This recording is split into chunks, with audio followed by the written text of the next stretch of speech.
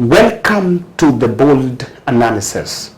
In the recent weeks, we have been speaking about what exactly happened in the last general election. And we have seen Martha Karua, the Azimio presidential running mate, heading to the court of Arusha to seek justice. Today, I have a sit down with Pius Ratugi.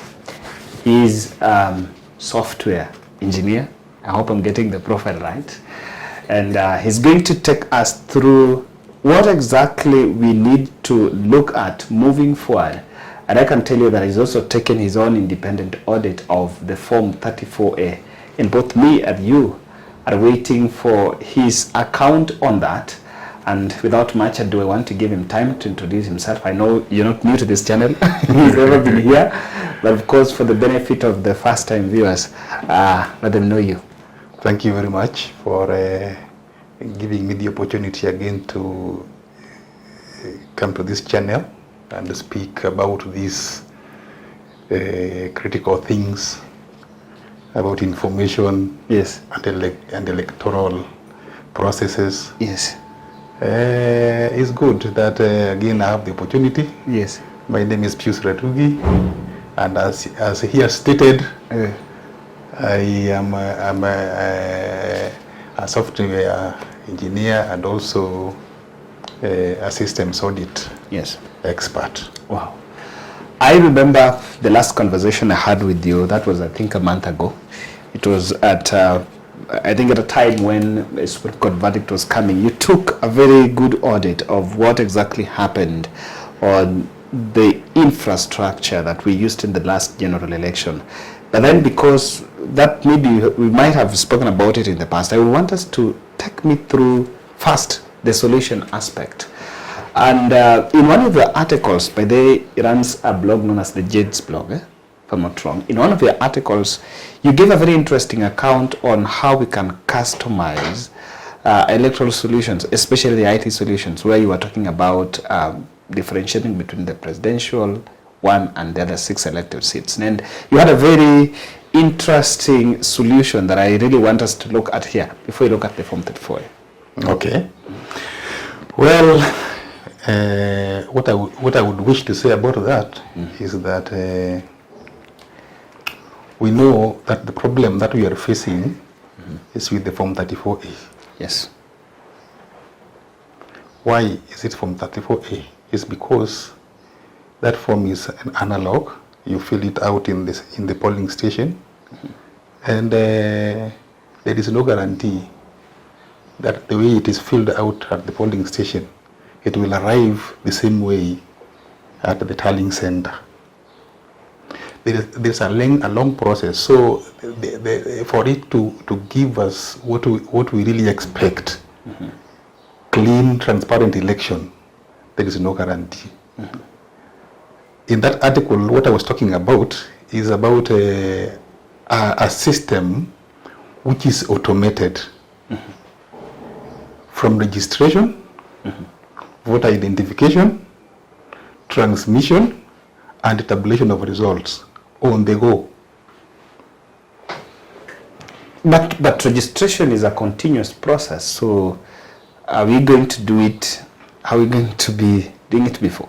Well, what I mean is that, it is a system already which is put in place. So once you are captured, not where you have got a national ID and again you have got a voter registration ID, one identification, identity card captures your information in that system.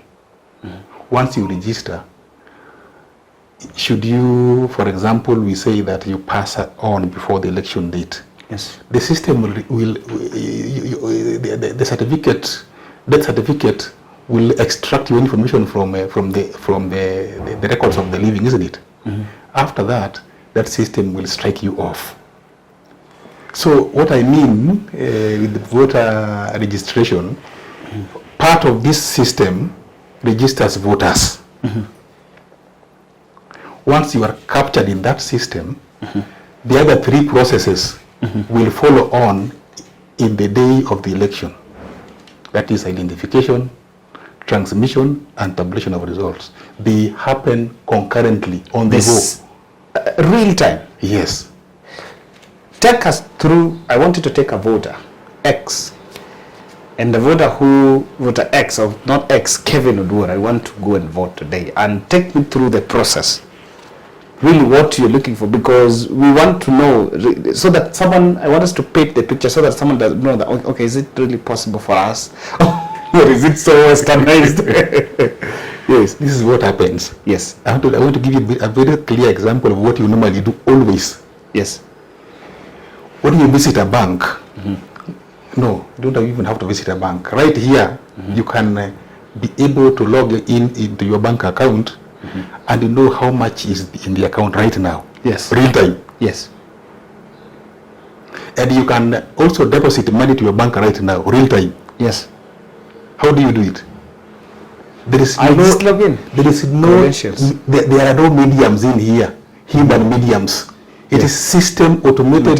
That it is a system automated process which takes you straight to the bank, deposit, and brings you back here online. Yes. You see, you go to your phone, you go to M-Pesa, you enter the pay bill number, your account number, which is maybe Family Bank, sent. Immediately your account is deposited is credited with the amount that you have sent to the bank. That system is automated. Yes. So what I mean by e-voting is that after registration, yes, that system is automated such that the day of voting, the moment you come to that machine and it identifies you to be a voter which is registered with that system, yes, the next stage, it produces a ballot paper. It produces then? It prints out a ballot paper. What? That someone can produce many ballot papers? How? But it is your unique identification, which is already marked with a certain ballot paper in the system from the day of registration, which will be printed out by this machine. Number one, if you didn't register, you can't vote. You can't vote. Because the moment you register, it creates a ballot paper on your behalf. Okay. Now it is waiting for you to vote. When you go, it identifies you, and then you make choices, and the choices that you make return to the screen, and you see them whether they are the correct one. If they are the correct one, then you approve on the screen. Yes. Once you approve, the machine prints out a ballot paper. Yes. With a QR code. Now you take your ballot paper from the machine and head over to the booth. Yes. You go to the booth, and the booth will scan this QR code. Once it scans this QR code, it will register it to be genuine ballot paper. When it is detected to be genuine ballot paper, the next stage is it becomes a vote. Now it becomes a vote. And your name is removed from the system of voters right away. Okay. The next stage is, once it becomes a vote, the system registers that vote and sends it over, tabulates it. One. On the screen, one vote. Yes. If 10 people have voted ahead of you, you'll be seeing 11 votes. Yourself, you'll be seeing 11 votes. The last voter will know the results. 13 votes. Okay. And those votes you are seeing on the screen are also being seen by the candidates in their private rooms. Real time. So there's no time for tabulation of results by the ABC and other teams. Right there at IBC, they see the results. In the candidates' rooms, the private rooms or offices, they see the results. In your own home, following on the channel, it will be a portal. You see the results just streaming in, adding up. I have a wild question. I have a wild question. Go on. In the middle of Turkana, or somewhere in the middle of Kilifi, who do you even think I work there? Literacy level. Let me ask you a question. Yes. We've been using hybrid system. Yes. Yes, we've been using hybrid which registers voters electronically. Yes. Identifies them electronically. Yes. Has it worked in Turkana? It has worked. It has worked. Yes. But there is a lot of human involvement into the hybrid system. No. You know what we are talking about here is even at the bank, at the ATM room, you will find some officers there who will assist you with entering your information if you fail to understand what you are doing at the ATM machine. Yes. But they don't interfere with the information in the ATM machine. What I mean is this. We have this voting machine, e-voting machine, at a polling station. Yes. I walk in and I want to know who I'm voting for. I'm already registered. Yes. The important part is I am already registered as a voter. So yes. I walk into that polling station and I'm illiterate, completely illiterate. Yes. And so I tell you that I want to vote for Kevin Oduor. I tell who? You tell the policeman there. I mean, you know, if I don't know how to read, usually you are given assistants to work and assistants to to vote, isn't it? My assistant, I tell him I want to vote for Kevin Oduor. Now, he will go and put Kevin Oduor on I select his name from the number of the list of the candidates. Then it comes on the screen. It tells me this is Kevin Oduor. I'm assuming that's an illiterate person, isn't it? And we know there are not very many now. There are not very many, but he's being assisted. And we are assuming the person assisting him is somebody genuine. And also there are some safeguards around. But this person has noticed that some of these mothers are very keen. Even if they don't know how to, they are illiterate. They also know how to they are able to detect that name you are putting there is not Kevin Oduor, because they will see the image. This image looks like it is not Kevin Oduor. So the way image is on the screen, you say, is this Kevin Oduor? No. I know Kevin Oduor. Put me Kevin Oduor. Once your image comes there, then the next request is to click on next. The machine prints out the ballot paper with those details. You pick your ballot paper, your assistant takes you to the booth now to vote. You go there, you scan. The scanner accepts the ballot paper to be genuine. The next thing it turns into a vote. From there, that vote is tabulated to the tallying center right away.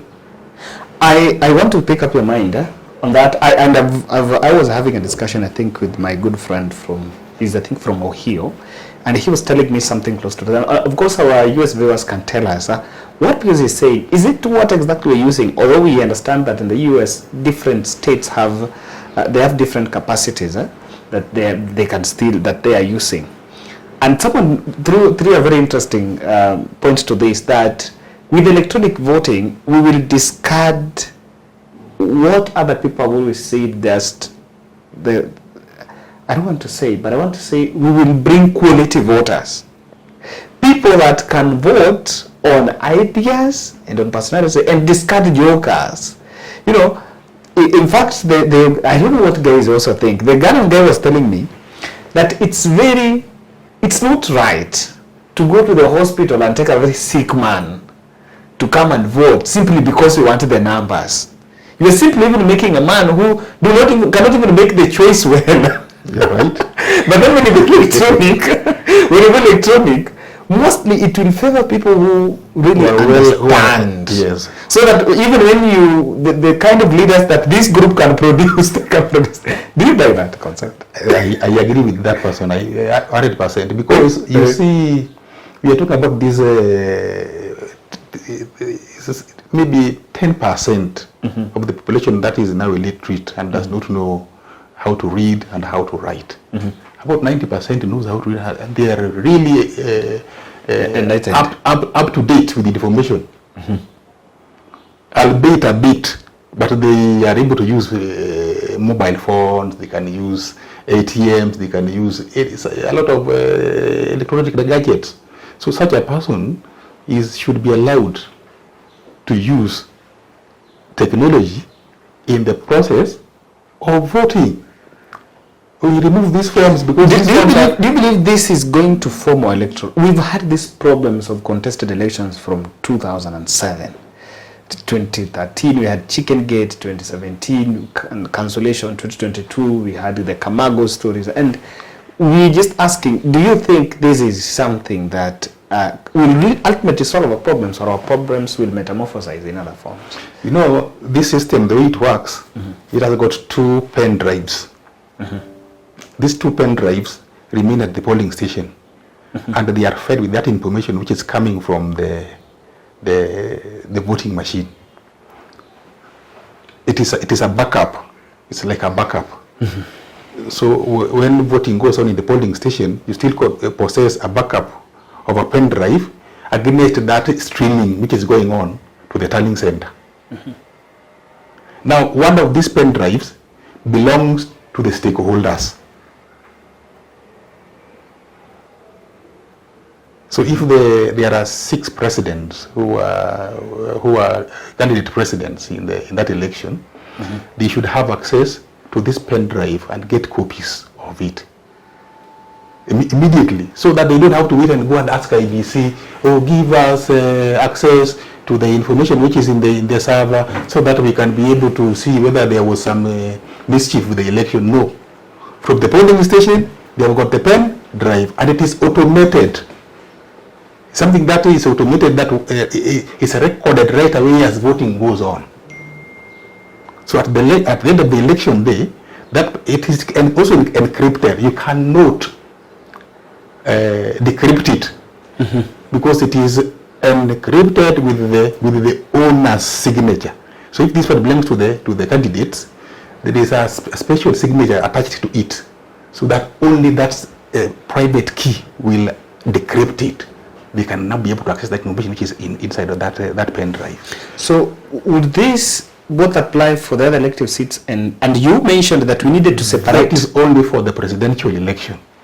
That's only for the presidential election. Yes. And to your idea, we needed to differentiate the 2 elections, so that one day we vote for the presidential, the other day we vote for the other 6. Now, this machine voting for the which is being used for presidential election, is called presidential machine. Yes. The other one is called voting machine. Oh, so there are 2. There are 2. Yes. Or the other is called voting machine. This is the one that was used in Belgium. Yes. Were they using it for the first time, if you'd have done that? I think now it is the second time, and it has worked very successfully against mischief and such kind of things. So, because it was introduced just to solve. So on this end, I think we're just making a little bit of a progressive suggestion. But then, in terms of cost effective, is it going to eat? It is less effective. It is less costly. Because what I mean is, you will incur one cost, one time payment, buying that application. From there, there are no more costs. The way you're buying application, but you have the gadgets that are supposed to be used. You're going to use our KIMS. Gadgets, yes. I'm saying you will incur one cost to procure this product once. After that, it will be useful. It will be used for all the elections without any added cost, apart from what we would call logistics. Because with this machine, there is no ballot printing abroad. In Greece. In Greece, which is very costly. You are actually printing like receipts that we print in the supermarket. Are they very costly? No, they're not. Yes. Well, it is only that it produces a unique QR code. Go to the railways. Travel to Mombasa. Before you get your receipt, you get something that helps you to get your receipt at the station. Yes. I think you have seen it. Yes. Even if you paid by phone, you will get a certain receipt which has got a QR code, which confirms payment of receipt to use railway gauge. Okay? Yes. So it's something like that.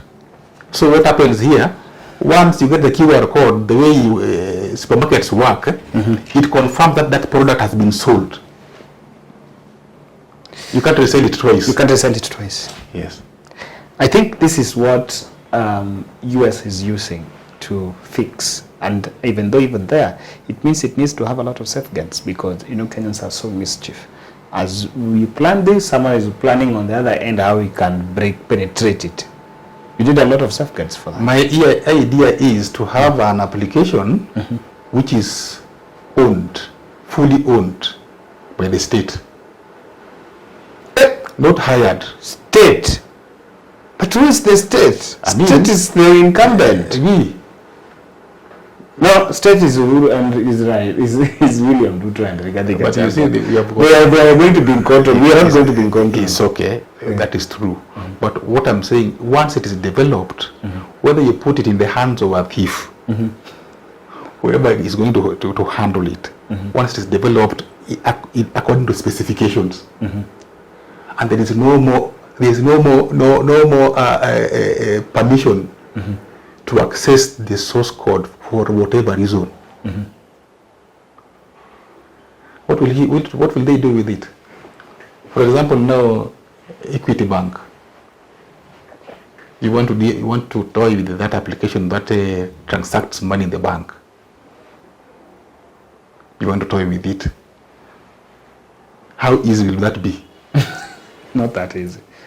It's not that easy. Not that easy. So the idea is, there is risk. We agree there's always a risk of certain degree.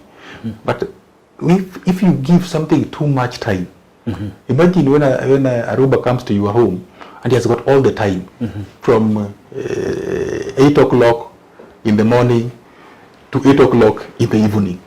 He will do a lot of damage. True. So the one we have currently has got too much time before you get the results. We need something that is able to give you the results immediately. The moment you vote, you see the results. In real time, you vote and you see the votes being tabulated there. They are now 11 for Raila and 10 for Ruto. Or 20 for Ruto, 15 for Raila. Another one votes, you see the increase. Another one votes, you see the increase. Real time. There will be no time for manipulation and plans to manipulate. Because there has been less human involvement. Yes. What did you say in the Form 34A that you mentioned? You really pointed out something there. I'm so much eager to know that. I read everything, but I was like, please gotta tell me. What did you read there? Well, the whole election depends, our current election system depends on Form 34A. Yes. For presidential elections, you have got to, the only form that you can depend on, which is being used to tabulate results, is Form 34A. It is the origin of all the figures that you are going to have. So this form being so important, you discover that if anybody wants to do some mischief, it is the target. That form is the target. It is the target. Don't dwell so much on transmission. Look at the form. That form is very, very important because it is the target. From it, we get the results. Every fraudster is looking for Form 34A. Exactly. So when the court decided that the petitioner should prove that the forms were manipulated, that was a burden. Serious one. A serious because burden. One of the defenders is the owner of the form. The custodian of the form is one of the defenders. Exactly. You are asking, suppose I'm a thief and we are in court and you are asking me to give you the evidence so that you can be able to tie me down. Will I do so? So the idea of going for scrutiny of the forms in the IBC system that was out, if at all there was mischief, if at all there was, because if there wasn't, you had nothing to worry about. Go to the system, see everything. But if there was, the fear would be there would be no they won't allow They you won't to allow. go and audit that system. So, if I were them, I would go and look for those forms, and that's what I did. You went and downloaded the IBC portal. Are they still there if I want to download now? They are still there, all of them. Okay. And after downloading the forms, they were quite fine. You would look at them; they don't report any mischief at all, apart from some few erroneous errors you can find here and there. Human errors. Everything else looks okay. But we do not, in court, we don't look at documents that way. In court, we look at the authenticity of that document. When you say we don't look at documents that way, Yes. do you mean that the argument about this, the question of this handwriting can be edited, as in the anatomy of the paper of Form 34A is what we should not look at the court? No. What I mean is this. You may talk about handwriting, some things were changed, and you can use PDF, some app to change the handwriting and whatever. You can do that. Do you have the proof? Can you prove that somebody used some application to change some information on the form which was handwritten? How do you prove it? It's a bit difficult. Now, if you fail to prove it, the court has got nothing else to do but to turn you down, because there is no proof. And the court said, prove if the forms were manipulated. That was the question. Prove if the forms were manipulated. So, being that the burden is to prove, they are waiting for a direct answer to that proof. And that was the trick. You prove. So everything was about proof. You know, Maraga used to doubt. Yeah, Maraga backed on doubt. This 2022 court, Supreme Court, was depending on proving. So even if you're using it to hide something, even then they were doubting, but then they were like, okay, we won't even approve of our doubt. They could even have been aware that there was something like that. But if they suppose you want to use that reason to beat the case, where is your proof? Give me the proof. So on the contrary, what do you think could have been? So I took the forms down and had a closer look using the standard methods of scrutinizing forms, PDF forms. Remember, that form originally was a JPEG. Yes. It was a JPEG, which is an image format. Yes. So after transmission, it was converted to a PDF file. Now, in computer system, what we call a computer. Yes. Computer is wired in a particular way. Yes. It behaves in a particular way. It is made in such a way that it keeps records of all events, all actions, and attaches time factor, what we call the clock. Yes. Signal on every event. That's why every computer must have what we call clock pulse. Clock pulse, what is its work? Without it, your comp will not work. Your computer might not work, because when time factor is faulty, you'll see your computer beginning to start, and then faltering, then taking you to time is not up to date.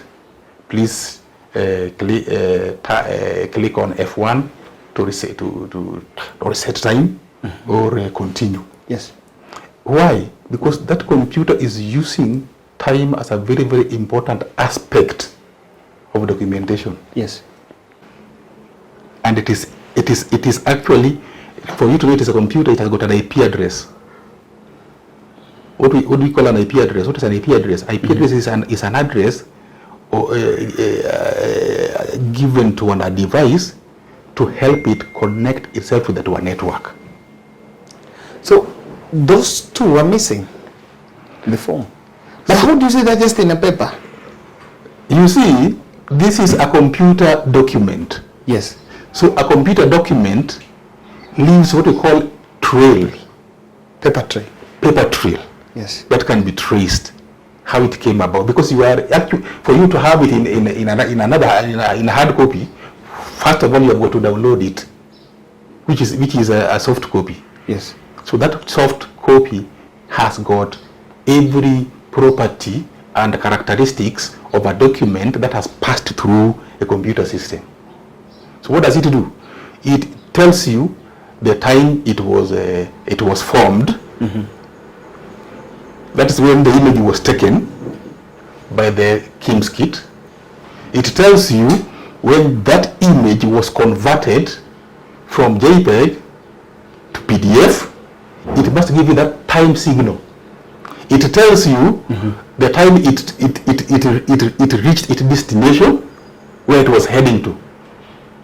We call those ones time frames. From your explanation and from your maybe revelation is that something fishy may have happened. Now, another important factor besides the time frame or clock pulse, there was the issue of signature. Signature of any document which is electronic, yes, and whose integrity must be kept is usually assigned with a signature. We call them private key. So it must have a key, a private key and a corresponding public key. Mm-hmm. The way you sign a document, physical document, mm-hmm, electronic document must also be signed for it to be admissible in court. So this form also had a signature. I was able to, using the method I used, mm-hmm, autopsy application, mm-hmm, I detected that the form had a signature, but this signature was invalid. Why? Mm-hmm. It was returning a 0000 value. Now that brings us to another aspect of system. I mean, programming. What I would call in a layman's language, dealing with the language of programming. Yes. 00 value, mm-hmm, in computer programming, mm-hmm, there is the true value of any existing entity. Yes. Must contain two binary numbers. That is 0 and 1. If you see two binary numbers which are returning 00, mm-hmm, then it means there is no value attached to it. There must be a true and a false value for it to make a binary number. So these aspects invalidates the credibility of that form.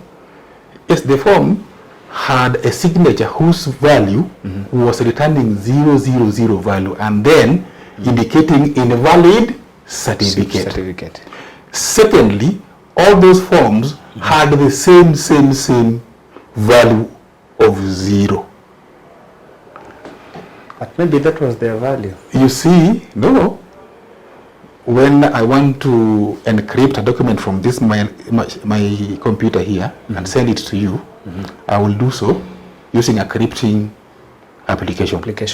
When it comes to you, mm-hmm, it will be, because I'm doing it here on this laptop, mm-hmm, it will come attached to a unique IP address from this source, and there is no way for it to share the same source with another laptop elsewhere. So that signature that I'm creating from here, mm-hmm, will never be the same with another one from another device. Are you getting me? Mm-hmm. It is unique to this document. And if I send another one right from the same laptop, it will give me another unique identifier. So there is no way that the two or four documents can come with the same signature. Yeah, You get it now? I get it. I get it. But that These makes it forms very difficult for had the same petitioner to value of the signature of 0000 2 bits, 2 bytes. That is 16 zeros. But that makes it very difficult even for the petitioner to prove, and that's why. Does it mean that you can easily win a petition based on process instead of the form? Yes. Because with that about the form, maybe Atakaro will not even get that one, even if he goes to Arusha to be a wild goose chase. No, you know what was to be done was to the whole process of the election was based on Form 34A. Yes. So there is the physical form, there is the electronic form, but you were supposed to prove whether they were manipulated. Yes. Not the physical ones. Yes. The electronic forms, The electronic if they were manipulated. That was the idea. Yes. Were they manipulated? Now, if you the court did that because the court knew if you were to assess all the physical forms, it will take us a long time. We may not be. But if I'm also understanding you, to the way you've analyzed it, I think the question of physical and the one that was downloaded from it doesn't come, because these seems are two different documents. The physical one, you can't subject it to such kind of an audit, if I'm not wrong. The only one that can have all that paper to know that is the digital one. Yes. So the comparison on physical is just based on numbers. Yes. And you cannot be able to get the exact numbers because you have no time to recount those votes in the physical forms because of time period. You have a very limited time within which to petition and give the evidence and the defense give their defenses and everything, and then the court decides. So that time is very limited. So for you to use the physical forms to do that would take a long time. Now these digital forms, yes, we assume that information can give you an easier way of finding out something's wrong with these forms, and that's what the court knew. I assume they knew. You can be able to decide to detect quickly that these forms are manipulated, and if you can do so, we will announce this election. As easy as that. As easy as that. So had they gone ahead to take those physical forms, those digital forms in the portal, those ones, don't go to the system. They won't allow you to audit the system. They can't allow you unless they are very sure nothing is wrong. Which for Maraga would have you would have annulled that election, because the good lawyers cannot do that, because the good lawyers just know the big. That needs an IT expert from the judiciary, really good, competent one, which may be lacking in the courts. No, the petitioners were the ones who were supposed to come up with a framework of how to carry out the investigation. If they had come up with a good framework of how to investigate these forms, because the idea was on the forms.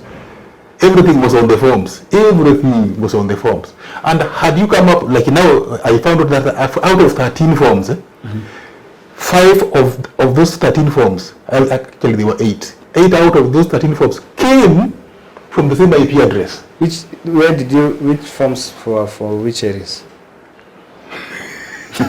Urban centers or rural? I took some from Central, some from Rift Valley, others from Western. And Bungoma? I think there must be I think you should look at Bungoma, because personally and I just want to be, this has been my personal position, that the votes from Bungoma. So there most of those forms were coming from the same IP address. There is no way 2 devices, computer devices, can share an IP address. Never, it will never happen. That was false. Instead, in the standardization of information system, there is no computer that is wired in a way that it can have the same IP address with another. So just having about 100 forms with the same IP address was enough evidence to prove that the forms were manipulated.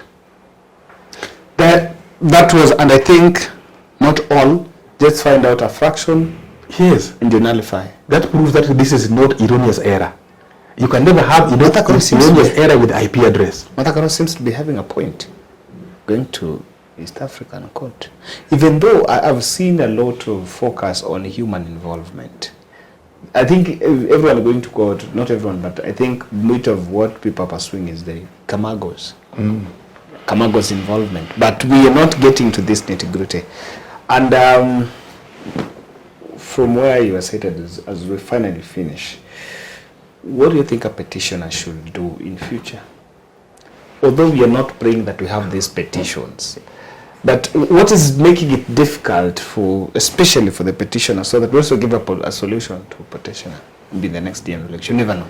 Should we go back to the election with this system, which we have without it, if there will be no change to this system we have? The important aspect of this election is the Form 34A. And I'm telling you, any information system which is interfered with will always, no matter what you do, will return some traces of mischief. So we must reform. It's very easy. Don't go to the IBC server. Go to the forms. Those forms which were lying there in the bottle had everything that they needed to prove that these people did something mischievous with the forms. A lot of it. IP address, signature, okay?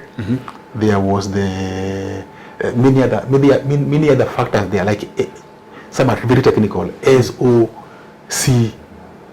which I will not be able to explain here. Of those forms were all missing. What we call there's the body, then there is the tail, the form tail, which gives you a record of its behavior through a process from the beginning to the end, was missing. It shows that those computers which were sending these forms had no time pulse. There was no clock pulse. But don't you think they maybe got it wrong because we never install those things in the computer? Or what brings that situation? What is the loophole? Okay, let me tell you. Suppose I send you an image from my phone. This is from my phone here, and I want to investigate that image. When was it sent and everything else? This phone connected to my computer will be able to give me the information of when that form was sent, at what time, and to who, from this phone. So this phone is computerized. Okay. It is only that it cannot act on its own. It is a computer system the way it is. It's a smartphone. So any device that is computerized uses a clock or pulse to manage events. Hope you get it. Hope someone have really got this. I needed to just revisit. We've said that, of course, there have been calls for election reforms, and no one seems to be touching on some very key nitty-gritties. Whether we're going to have a Form 34A or 34B or whatever now, whatever number is going to be given. But the bone of contention is the form. I want to agree with you that the solution is we do away with the form. Completely. Because the process is too long. You've got us here over this. This is an interesting analysis. Before I give Pius to give us his parting shot, if you're watching this video from whenever you are, maybe in Nairobi or abroad, we want to share with us best practices in those places. I want to hear what's happening in the US. I know you guys are doing midterm elections. It has been very peaceful. I've just been following up. I've been following on that. Tell us the best practices you were seeing. Share that in the comment section. And you never know, maybe the solution is out there. Any African country, what is the UK doing? What is our neighbors, Tanzania, doing? Give us your parting shot. That was a good one.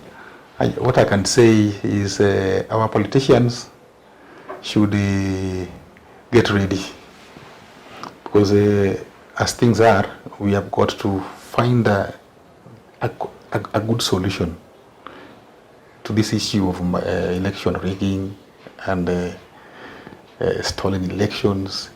It's not a good culture, and because we know it usually must happen, people are very selfish. It's good for us to be prepared for it and know, should it occur, what action shall we take? How shall we approach this issue of election rigging if it happens?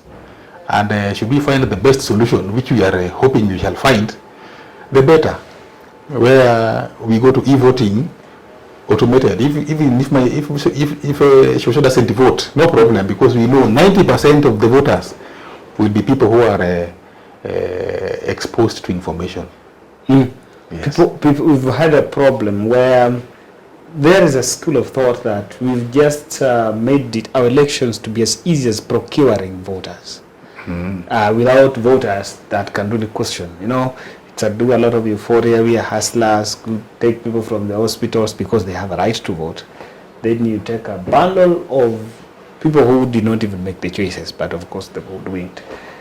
And maybe for those who want to maybe want more details on those two aspects, the automated e-voting system and also what happened to those forms 34A, you can tell them to check on the blog. The blog? JIDS. When you search JIDS, will it appear? And I need to get it. When you search JIDS blog, yes, you read through and you'll get a very interesting take. And by the way, there are many articles there, not just one. Yes, let me just check from my phone. Yes, it's JIDS blog. Yeah, when you search, you get, and then of course also happen to understand. Thank you very much for watching. Kindly subscribe to our channel and also share with us ideas on how we can take this conversation further. Thank you.